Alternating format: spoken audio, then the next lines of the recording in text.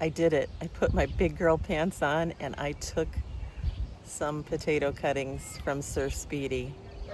See how I did.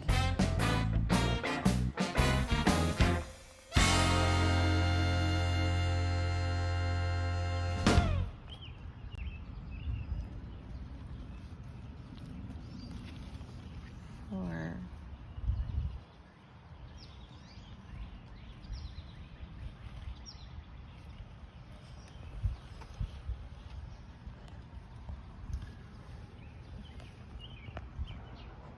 I've taken 5 cuttings. I'm sorry, Sir Speedy. I hope you're okay. So I'm taking off extra foliage. So there's just the center foliage. I'm dipping in some water, dipping in some rooting hormone, making a hole and putting our little friend in. And I'm taking off extra foliage from this so they don't have to support so many leaves. Dipping in water, dipping in rooting hormone, making a hole, putting this down in there and pressing it in. So just another rinse and repeat of the same.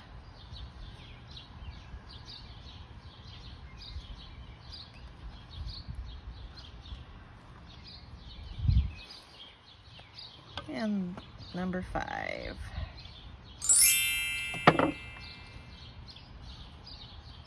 Dip it in the water, dip it in the hormone, make a hole, put it in. Okay, so now I just need to water these 5 cuttings and watch them closely. Whoop.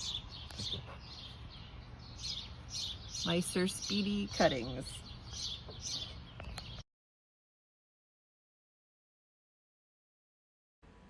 All right, here's a flashback in time to May 11th. A little history on Sir Speedy. He came to me after 33 days from Steve in the UK over the big pond. We never thought he was going to actually get here and arrive intact, but he did. I chitted him, cut him in 2, and planted him in that root pouch to participate in the Single Seed Potato Challenge.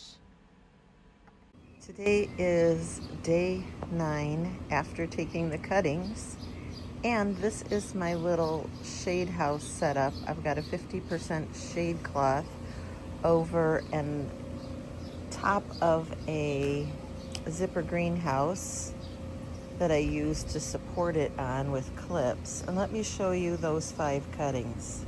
Here are those 5 cuttings, and I couldn't be more pleased. I've got 4 of them that are doing very well, and then this little guy who's a goner.